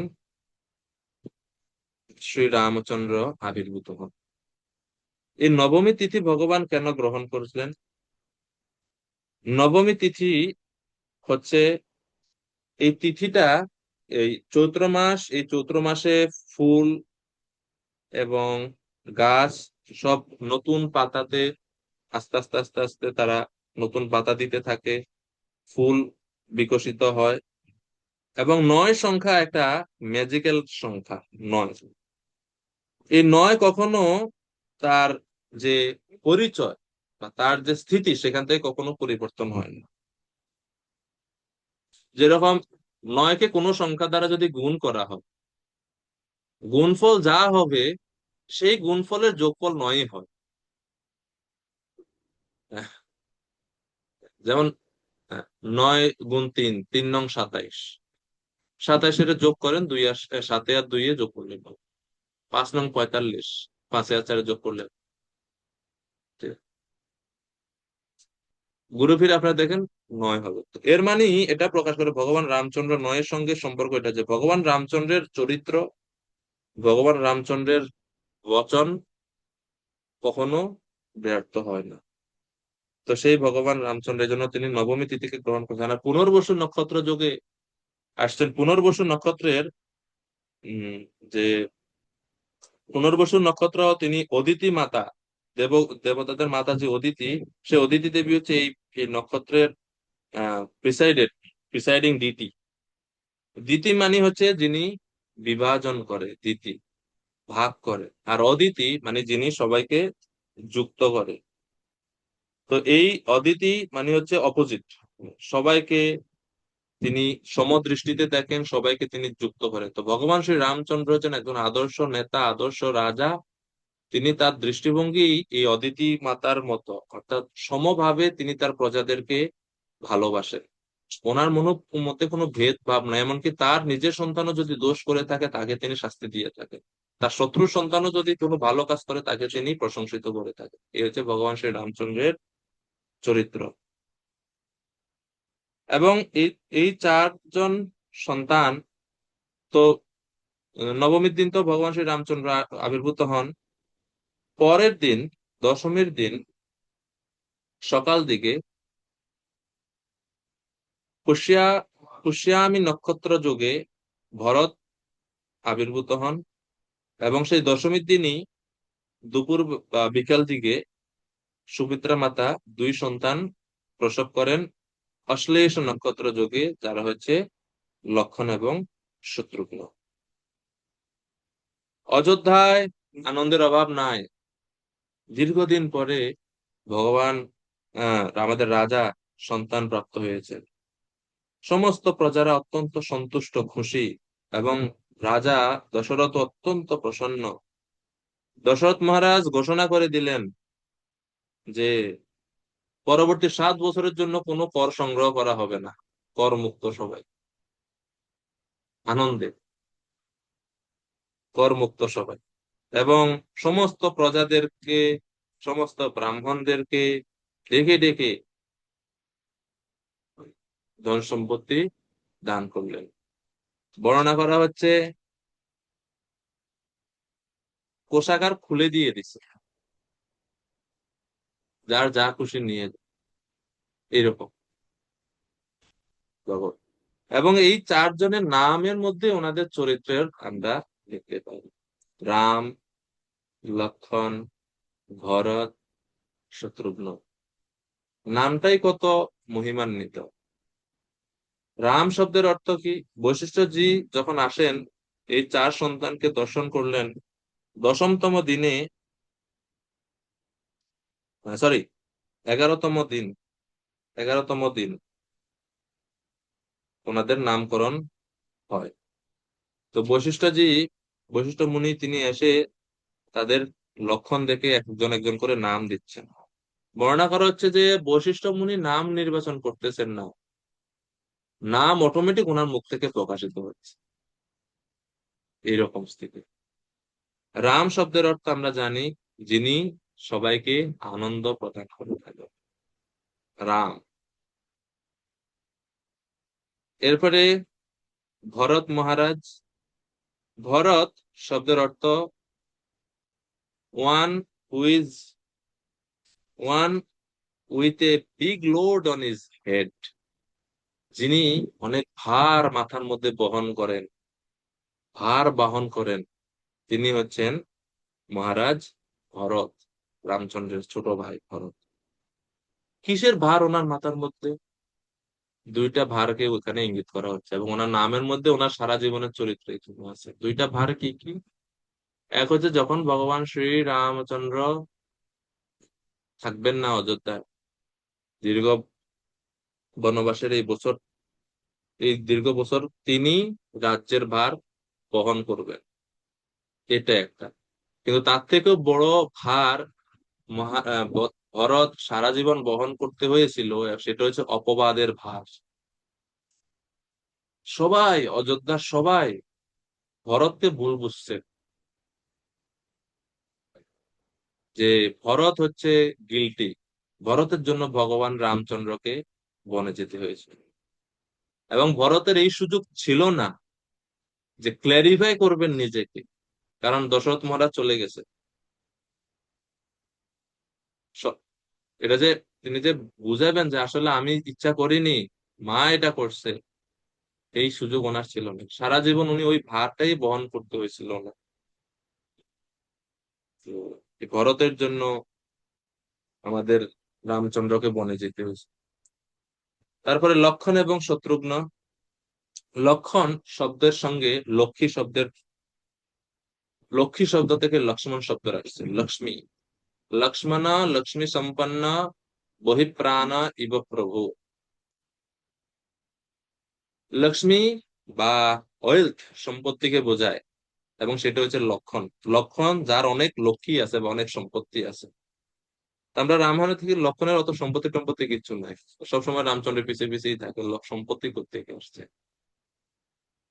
তো এখানে রামায়ণ আমাদেরকে শিক্ষা দিচ্ছে যে প্রকৃত সম্পত্তি হচ্ছে পরমেশ্বর ভগবান শ্রীকৃষ্ণের বা ভগবান শ্রী রামচন্দ্রের সেবা। এবং এই সেবারূপী সম্পত্তির লক্ষণের জীবনে প্রচুর পরিমাণে ছিল, এবং সেবার জন্যই সে জীবন ধারণ করে আছে। এমনকি স্ত্রী সঙ্গ সুখ পরিত্যাগ করে ভগবান রামচন্দ্রের সঙ্গে দীর্ঘ বছর বনবাসে ছিলেন তিনি, যদিও ওনার বনবাসে যাওয়ার কথা না। ওই যে সেবারূপী সম্পত্তি, ওই জন্য উনি হচ্ছেন লক্ষ্মণ। আর শত্রুঘ্ন, যিনি তার শত্রুদেরকে জয় করেন, শত্রু বিজেতা, শত্রুদের জয় করেন, তিনি হচ্ছেন শত্রুঘ্ন।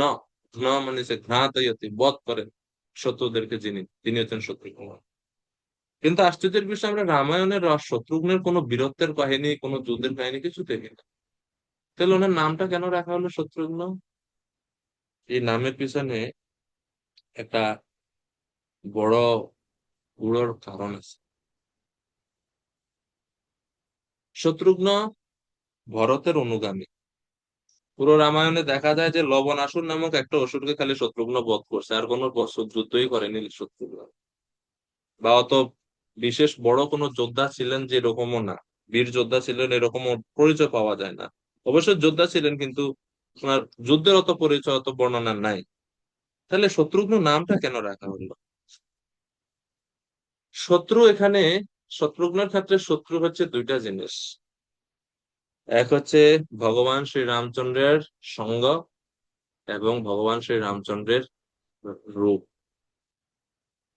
জগতের সবাই ভগবানের সেবা করতে চায়, কিন্তু শত্রুঘ্ন এমন একজন ব্যক্তিত্ব যিনি রামচন্দ্রের সেবা বাদ দিয়ে রামচন্দ্রের সেবক বা ভক্ত ভরতের সেবাকে জীবনে একমাত্র কর্তব্য বলে মেনে নিয়েছে। এবং ভগবান রামচন্দ্রের এত সুন্দর রূপ, যে কেউ দেখলে আকৃষ্ট হয়ে যায়।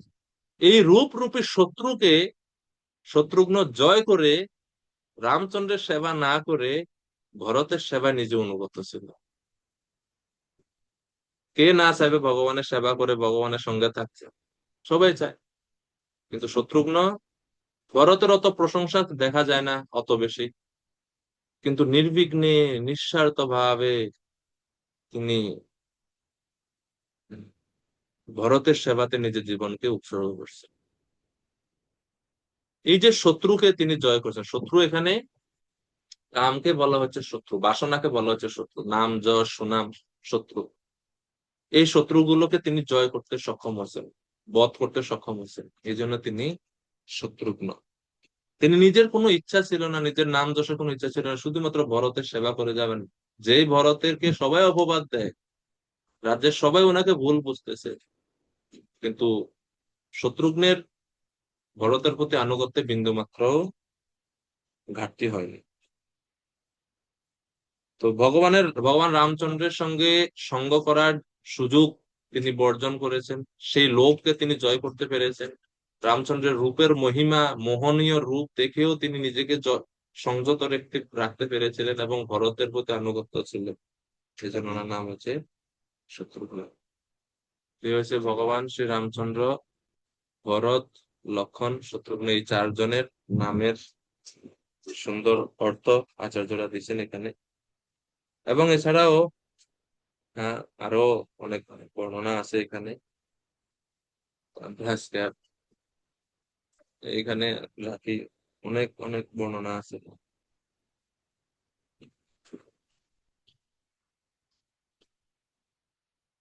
ভগবান শ্রী রামচন্দ্র কি জয়, রাম লক্ষ্মণ সীতা হনুমান জি কি জয়। যাই হোক, আমাদের ভাগবতম আমরা একটু পড়ে নিই।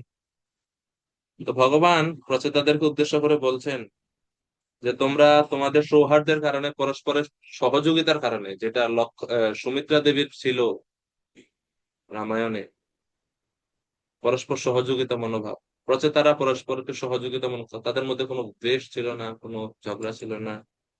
তো এভাবে তাদের এই সৌহার্দ্যের কারণে ভগবান সন্তুষ্ট হয়ে তাদের এখন বলছেন যে রুদ্রগীতের দ্বারা আমার স্তব করবে যারা সকাল সন্ধ্যায়, তাদের অভিলষিত বর আমি প্রদান করি। এভাবে তাদের সমস্ত বাসনা পূর্ণ হবে, তারা সৎগতি লাভ করবে। 11 নম্বর শ্লোকে ভগবান বলছেন, যেহেতু তোমরা আনন্দিত চিত্তে তোমাদের পিতার আদেশ শিরোধার্য করেছ এবং নিষ্ঠা সহকারে তা অনুষ্ঠান করেছ, তাই তোমাদের মনোহর কীর্তি সারা জগতে পরিব্যাপ্ত হবে। পিতার আদেশ বলতে এখানে গুরুর আদেশ। ভগবান প্রচেতাদের প্রশংসা করছেন, কারণ তারা শ্রদ্ধা সহকারে পিতার আদেশ পালন করছেন, যার দ্বারা ভগবান সন্তুষ্ট হয়ে, এবং ভগবান তাই তাদের আশীর্বাদ করছেন যে তোমাদের যশ সমস্ত জগতে, কীর্তি সমস্ত জগতে প্রচারিত হবে। এবং ভবিষ্যৎবাণী করছেন যে তোমাদের একটা পুত্র হবে, উত্তম পুত্র হবে ভবিষ্যতে। ভবিতা বিশ্রুত পুত্র অনবম ব্রহ্মণো গুণৈ ত্রিলোকিম পুরয়িষ্যতি। তোমাদের একটি অতি উত্তম পুত্র হবে, যার গুণ ব্রহ্মার থেকে কোনো অংশে ন্যূন হবে না। ব্রহ্মার মতো গুণশীল, গুণবান একটা পুত্র হবে, এবং সেই পুত্র সারা ব্রহ্মাণ্ডে বিশেষভাবে খ্যাতি লাভ করবে, এবং তার পুত্র ও পৌত্রেরা ত্রিভুবন পূর্ণ করবে। তো এইভাবে ভগবান তাদের ভবিষ্যতের পুত্রের কথা বলছেন। তারপর যে প্রভুপাদ বলছেন যে মহর্ষি কুণ্ডুর কন্যাকে বিবাহ করেছিলেন প্রচেতাগণ প্রমলোচা। প্রমলোচা নামক অপ্সরার মাধ্যমে ঋষি কুণ্ডুর এক কন্যা সন্তান হয়। তো সেই কন্যাকে তারা বিবাহ করবে এবং যে পুত্র সন্তান লাভ করবে সেই পুত্রের নাম হচ্ছে বিশ্রুত। তো প্রভুপাদ বলছেন যে চাণক্য পণ্ডিতের উদ্ধৃতি দিয়ে যে বাগানে কিংবা বনে যদি একটি ভালো গাছ থাকে, সেই ফুলের সুগন্ধে সমস্ত বন আমোদিত হয়ে ওঠে। একই সাথে বংশের মধ্যে যদি একটি সুসন্তান থাকে, সারা পৃথিবীতে সমগ্র বংশকে বিখ্যাত করে তোলে সেই সুসন্তান। তো এরকম একজন সন্তান হবে, ভগবান তাদেরকে আশীর্বাদ বানিয়ে দিচ্ছে।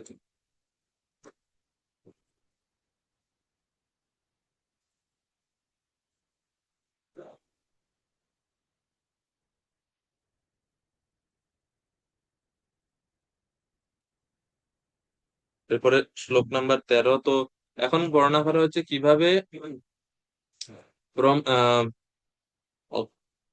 কণ্ডু ঋষির কন্যার সঙ্গে তাদের বিবাহ কিভাবে হয় সেটা এখানে বর্ণনা করা হচ্ছে। যে হে রাজা প্রাচীন পরিষদের পুত্রগণ, প্রমলোচা নামক অপ্সরা কণ্ডু ঋষির সহযোগে একটি কমল নয়না কন্যা লাভ করে। তাকে বনের বৃক্ষদের তত্ত্বাবধানে রেখে স্বর্গলোকে তারা সেই সেই অপ্সরা অর্থাৎ তাদের মা ফিরে যায়। তো এটা হচ্ছে ইন্দ্রের সেই চিরাচরিত চরিত্র। যখনই কেউ একটু কঠোর তপস্যা টপস্যা করে, ইন্দ্র মহাশয় ভয় পেয়ে যান।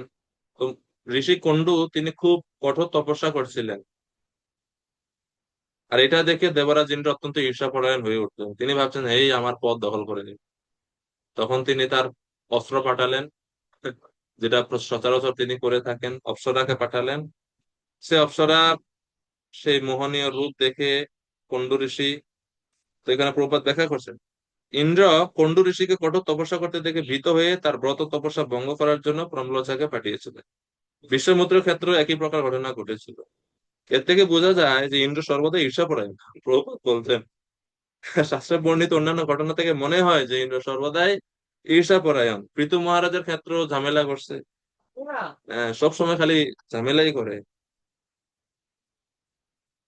তো এইভাবে কণ্ড মুনি এবং প্রমলোচার নাম্নী অপ্সরার সঙ্গে মিলিত হওয়ার ফলে সেই কন্যা সন্তান একটা উৎপন্ন হয়।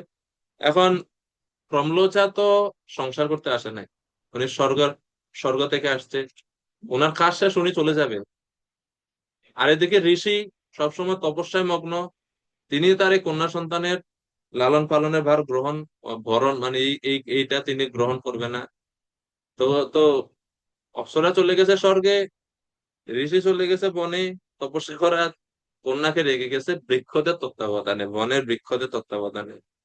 এখন বৃক্ষের তত্ত্বাবধানে পরিত্যক্ত শিশুটি যখন ক্ষুধায় কাতর হয়ে ক্রন্দন করতে শুরু করেছিল, তখন বনের রাজা চন্দ্রলোকের রাজা সদয় হয়ে তার তর্জনী শিশুটির মুখের মধ্যে স্থাপন করে অমৃত বর্ষণ করেছিলেন। এইভাবে শিশুটি চন্দ্রদেবের কৃপায় প্রতিপালিত হয়েছে। চন্দ্র চন্দ্রলোকের চন্দ্রদেবের কৃপাতে। কারণ বৃক্ষরা তো আর খাওয়াইতে পারবে না, শিশুকে কন্যা সন্তানকে কি খাওয়াবে? তো বনস্পতিদের রাজা যেহেতু সোম, তো বনস্পতিরা প্রার্থনা করছেন সোমকে, চন্দ্রকে। তো চন্দ্র যেহেতু অমৃত বর্ষণ করে থাকেন, তিনি তার তর্জনী শিশুটির মুখে রাখে, আর শিশুটি সেটা গ্রহণ করে, অমৃত গ্রহণ করে শিশুটি প্রতিপালিত হয়েছিল। 15 নম্বর শ্লোক, যেহেতু তোমরা সকলে আমার অত্যন্ত অনুগত, তাই আমি তোমাদের আদেশ দিচ্ছি, তোমরা এখনই সেই গুণবতী এবং অপূর্ব সুন্দরী কন্যাটিকে বিবাহ করো এবং তা তোমাদের পিতার আদেশ অনুসারে তার থেকে প্রজা সৃষ্টি করো। তো 10,000 বছর তপস্যা করলেন, এখন বিবাহ করার জন্য ভগবান তাদেরকে উপদেশ দিচ্ছেন প্রজা বৃদ্ধির জন্য। তো এখানে প্রশ্ন আসতে পারে যে এটা কেমনে সম্ভব, একজন স্ত্রী আর প্রচেতারা অনেক। তো প্রভুপাদ বলছেন যে এটা বৈদিক নিয়ম স্বাভাবিক যে একজন পুরুষের একাধিক স্ত্রী থাকতে পারে, কিন্তু একজন স্ত্রীর একাধিক স্বামী থাকতে পারে না, এটা হচ্ছে নিয়ম। কিন্তু কিছু কিছু বিশেষ পরিস্থিতিতে একাধিক স্বামী বা পতি থাকতেও পারে, যেরকম দ্রৌপদী বা ওনাদের ক্ষেত্রে এটা হয়েছিল, এটা বিশেষ পরিস্থিতি। তো এখানেও সেই বিশেষ পরিস্থিতি, সেই জন্য কোনো কোনো বিশেষ ক্ষেত্রে কন্যাকে একাধিক পুরুষ বিবাহ করার অনুমতি দেওয়া হয়েছে যদি তিনি সমস্ত পতিদের সমানভাবে সেবা করতে পারে। সাধারণ স্ত্রীর পক্ষে তার সম্ভব নয়। এখানে এই কন্যাটাও সাধারণ না, প্রচেতারাও সাধারণ না, দুই পক্ষই অসাধারণ। কারণ এই কন্যা অপ্সরার মাধ্যমে জন্মগ্রহণ করছেন, ছোটবেলা লালিত পালিত হয়েছেন সোমদেবের দ্বারা। আর এই যে প্রচেতারা, তারাও সাধারণ কেউ না, 10,000 বছর জলের মধ্যে তপস্যা করছেন, সাধারণ কেউ, এটা কিভাবে সম্ভব?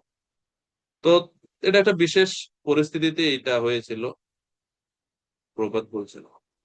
তো ভগবান তখন প্রচেতাদের আশীর্বাদ করে বলেছিলেন, হে রাজপুত্রগণ, আমার কৃপায় তোমরা দিব্য সহস্র সহস্র বর্ষ অপ্রতিহত প্রভাব সম্পন্ন হয়ে পার্থিব ও দিব্য ভোগ সমূহ উপভোগ করতে পারো। এখন ভগবানকে দর্শন করলেন, ভগবান কৃপা করে যাচ্ছেন যে তোমরা ভোগ করো। ভৌমান ভক্ষ্যাথ ভোগান বই দিব্যাঞ্চ অনুগ্রহাৎ মম। এটা একটু ব্যতিক্রম ব্যতিক্রম লাগে না? আরে ভগবান আসছেন, আহ জড়বন্ধন বৈরাগ্য উৎপন্ন হবে কই, ভোগ করার জন্য ভগবান আরো বলে যাচ্ছেন সহস্র সহস্র বর্ষ। এবং তোমরা যে ভোগ করবে, তোমাদের ইন্দ্রিয় শারীরিক বল অটুট থাকবে, বৃদ্ধ হবে না, দুর্বল হবে না।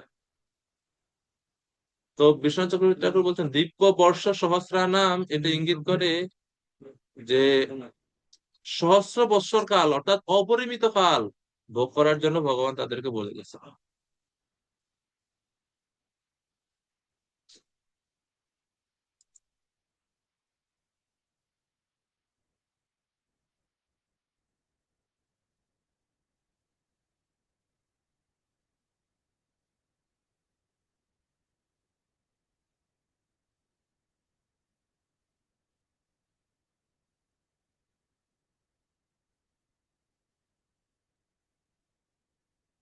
বিশ্বনাথ চক্রবর্তী ঠাকুর এখানে আরেকটা ব্যাখ্যা দিচ্ছেন, এই যে সহস্র সহস্র বৎসরের ক্ষেত্রে তিনি বলছেন এখানে এই যে সহস্রানাম বহু বচন করা হয়েছে, এটার অর্থ নিতে হবে 3 সহস্র বছর। 3 সহস্র বছর এর অর্থ নিতে হবে। তো তিনি বেদের কিছু ন্যায় এখানে বলছেন যে কপিঞ্জলাল কপিঞ্জ কপিঞ্জলা লভন ন্যায় অনুসারে, যে একটা ন্যায় শাস্ত্র, একটা ন্যায়, সেই ন্যায় অনুসারে 3 বছর বুঝতে হবে। এখানে বহু বচনকে 3 বছর বুঝতে হবে। বেদে বলা হচ্ছে বসন্তায় কপিঞ্জলান আলভেত, অর্থাৎ বসন্ত কালে বহু কপিঞ্জল হনন করবে। এই স্থানে বহুত্ব শব্দটিকে যেমন ত্রিত্ববাচী করা হয়েছে, তদ্রূপ এখানেও সহস্র সহস্র শব্দে 3 সহস্র বৎসর অনুমান করা যেতে পারে। তো তিনি এখানে বলছেন যে 3 সহস্র বৎসর বিশ্বনাথ চক্রবর্তী। তো 3 সহস্র বৎসর তারা ইন্দ্রিয় সুখ ভোগ এবং দিব্য উপভোগ সমূহ তারা ভোগ করতে পারবে বলে আশীর্বাদ দিলেন ভগবান। 18 নম্বর শ্লোক। এরপরে ভগবান তাদেরকে এভাবে আশীর্বাদ করে তারপরে আরো আশীর্বাদ করছেন, তারপর আমার প্রতি অবিচলিত ভক্তির প্রভাব, এই যে ভোগ করবে, ভোগ করলেও তাদের ভক্তি, ভগবানের প্রতি ভক্তি বা মন বিচলিত হবে না, অনাসক্ত ভাবে তারা এটা করবেন। অবিচলিত ভক্তির প্রভাবে তোমরা জড় কলুষ থেকে মুক্ত হবে, তখন তথাকথিত স্বর্গীয় এবং নারকীয় সমস্ত জড় সুখ ভোগের প্রতি সম্পূর্ণরূপে অনাসক্ত হয়ে তোমরা আমার ধামে ফিরে আসবে। অর্থাৎ এই জড় জগতে সুখ আদি ভোগ করলেও তারা এই সমস্ত সুখের প্রতি আকৃষ্ট বা আসক্ত হয়ে যাবেন না, তারা ভগবত ভক্তিতে অত্যন্ত দৃঢ় থাকবেন। এই জন্য তারা অন্তিমে ভগবত ধামে ফিরে যেতে পারবেন। প্রভুপাদ বলছেন ভক্ত সর্বদাই ব্রহ্মভূত স্তরে অধিষ্ঠিত। জড়জাগতিক সুখ অথবা দুঃখের জন্য তাকে কিছুই করতে হয় না। কেউ যখন অবিচলিত ভাবে ভক্তিপরায়ণ হন এবং সমস্ত জড় আসক্তি ও জড় প্রকৃতির গুণের প্রভাব থেকে মুক্ত হন, তখন তিনি ভগবত ধামে ফিরে যাওয়ার জন্য যোগ্য হন। আর ভগবত ধামে গেলে তাকে আর এই জগতে ফিরে আসতে হয় না।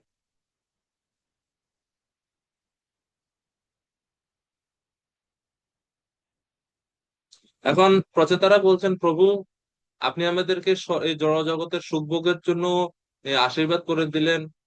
এই ভক্তদের কাছে তো জাগতিক সুখ ভোগ নারকীয়, আপনি কেন আমাদেরকে ফোর্স করতেছেন, ফোর্স করে সেই জাগতিক সুখ ভোগের আশীর্বাদ দিলেন?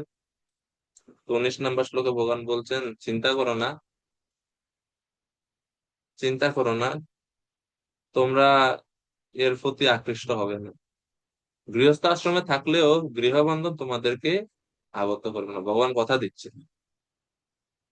এবং এর থেকে এটা বোঝায় যে যে ভক্তরা ভগবানের মানে ভক্তিকে কেন্দ্র করে গৃহস্থ জীবনে আছেন এবং অনাসক্ত ভাবে বিষয়ে গুঞ্জন করছেন বা বিষয়ের সঙ্গ করছেন অনাসক্ত ভাবে, তারা অনাসক্তই থাকবেন, তারা আসক্ত হবেন না। এই শ্লোকটা খুব গুরুত্ব। গৃহেষ্বাবিশতাম চাপি পুংসাম কুশল কর্মণাম মদ্বর্তাম ইয়াত ইয়ামানাম নবন্ধায় গৃহামথা।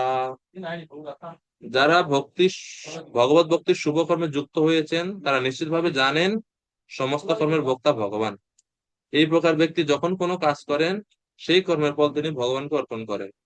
তার সমস্ত জীবন ভগবানের কথা আলোচনা করে। মদ বার্তা ইয়াতা ইয়ামানাম, তাদের জীবন, তাদের সময় অতিবাহিত হয় আমার কথা আলোচনার দ্বারা। এবং এই প্রকার ফলে এইরকম ভাবে গৃহস্থ আশ্রমে থাকার ফলে গৃহবন্ধন তাদের কখনোই বন্ধনের আবদ্ধ করতে পারে না। তো কর্ম কৌশলম সম্বন্ধে ব্যাখ্যা করছেন শিল প্রভুপাদ যে কর্মকুশল হচ্ছে এটা ভগবানের জন্য কর্ম করা। যজ্ঞার্থাৎ কর্মণ্যেত্রে লোকোয়ম কর্মবন্ধনা তদর্থম কর্ম কৌন্তেয়া মুক্ত সঙ্গ সমাচার। এই হচ্ছে কর্মকৌশল। এভাবে সঙ্গ থেকে বা আসক্তি থেকে মুক্ত হওয়া যায়। একই কর্ম কিভাবে বন্ধন এবং মুক্তির কারণ হয় সেখানে আমরা বুঝতে পারি। যেরকম কেউ ক্ষীর, পায়েস ইত্যাদি দুধের জিনিস খাইয়ে যদি পেটে অসুবিধা হয়, অজীর্ণ রোগ হয়, সেই অজীর্ণ রোগ দূর করার জন্যই আবার সেই দুধ দিয়েই তৈরি দই, দইয়ের সঙ্গে গোলমরিচ আর নুন মিশিয়ে তাকে খেতে দেওয়া হয়। এর ফলে অজীর্ণতা রোগ সেরে যায়। অর্থাৎ একই দুগ্ধজাত খাবার খেয়ে অজীর্ণতা হয়, আবার আরেক প্রকার দুগ্ধজাত খেয়ে নিরাময় হয়। তো এনারা যে জাগতিক ঐশ্বর্য ভোগ করছেন ভগবানের নির্দেশে, এর ফলে তারা আসক্ত বা আবদ্ধ হবেন না ভগবানের কৃপাতে। প্রভুপাদ বলছেন, পরিণত ভক্ত যখন জড় ঐশ্বর্য লাভ করেন তখন তিনি তার দ্বারা প্রতিকূল ভাবে প্রভাবিত হন না, কারণ তিনি জানেন কিভাবে ঐশ্বর্য ভগবানের সেবায় ব্যবহার করতে হয়। প্রীত মহারাজ, প্রহ্লাদ মহারাজ, পাণ্ডবগণ তারা সবাই হচ্ছে বড় বড় রাজর্ষি, আবার একই সাথে ভক্ত। আর ভক্ত যদি পরিণত না হয় বা যোগ্য না হয় বা ম্যাচিউর না হয়, তাহলে ভগবান তার সমস্ত ঐশ্বর্য হরণ করে নেবেন। ইয়াসাহাম অনুগৃহীণামি হরিষ্যে তদ্ধনম শনৈ, যেটা ভাগবতমে বলা হচ্ছে। শ্লোক নম্বর 20। তো 20 নম্বর শ্লোকে একজন ভক্তের গুণ সম্বন্ধে বলা হচ্ছে। যে ভক্ত ভগবানের সেবায় যুক্ত, সেই রকম ভগবত সেবায় যুক্ত ভক্তের গুণ সম্বন্ধে এখানে বলা হচ্ছে। নাপ্যাবদৃদয়ে যজ্ঞ ব্রহ্ম এতৎ ব্রহ্মবাদিভিঃ ন মুহ্যন্তি ন শোচন্তি ন হৃষ্যন্তি যতো গতঃ। নব্যবদ হৃদয়ে, সর্বদা ভক্তিতে যুক্ত হওয়ার ফলে ভগবত ভক্ত তার সমস্ত কার্যকলাপে নব নবায়মান আনন্দ অনুভব করেন। এটা হচ্ছে প্রথম গুণ ভক্তের। নব্যবৎ হৃদয়ে, হৃদয়ে তিনি নতুন নতুন স্বাদ আস্বাদন করেন। একই লীলা শুনছেন, এক একবার এক এক অনুভূতি, এক এক আনন্দ। একই নাম জপ করছি কিন্তু এক একবার এক এক অনুভূতি অনুভব করবেন, রিয়েলাইজেশন হবে। এক একভাবে নামকে এক এক দৃষ্টিভঙ্গি থেকে চিন্তা করবেন। এর হচ্ছে প্রথম বৈশিষ্ট্য। এবং দ্বিতীয়, সর্বজ্ঞ পরমেশ্বর ভগবানের ভক্ত হৃদয়ে থেকে তার জন্য সবকিছুই নবায়মান করে তোলেন। ভগবান তার কাছে সবকিছু নতুন নতুন করে প্রকাশ করে থাকেন সে ভক্তের কাছে। পরম তত্ত্ববেত্তা পুরুষেরা এই অবস্থাকে ব্রহ্মভূত বলেন। ব্রহ্মই তৎ ব্রহ্মবাদিবিহি। এই ব্রহ্মভূত বা মুক্ত স্তরে মানুষ কখনো মহাচ্ছন্ন হয় না, ন মুহ্যন্তি, এটা হচ্ছে দ্বিতীয় গুণ। তো প্রচেতাদেরকে ভগবান বলছেন তোমরা মোহিত হবে না, যেহেতু তোমরা ভক্তিতে যুক্ত আছো। না মুহ্যন্তি, তারা মোহিত হন না, মহাচ্ছন্ন হন না। ন শোচন্তি, তারা কোনো কিছুর জন্য অনর্থক শোক করেন না। এটা হচ্ছে 3 নাম্বার, ন শোচন্তি, they never lament for anything.